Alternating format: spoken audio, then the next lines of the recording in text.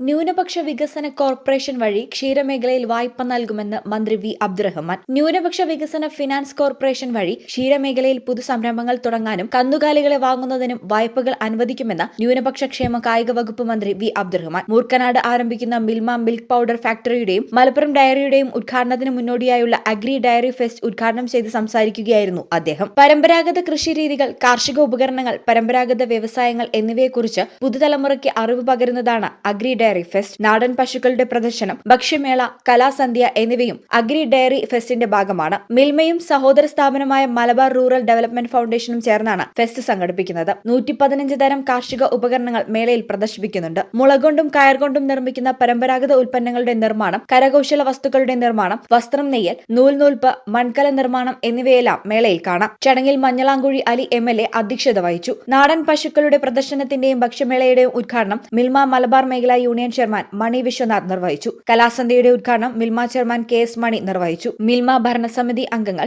സ്വാഗത സംഘം ഭാരവാഹികൾ, Malabar Milma managing director KC James എന്നിവർ സംസാരിച്ചു. ഞങ്ങളെപ്പറ്റി നിങ്ങൾക്കല്ലേ കൂടുതൽ അറിയുന്നത്? പരിശുദ്ധിയുടെ സുവർണ പാരമ്പര്യം. Hayath golden diamonds, Valanchery.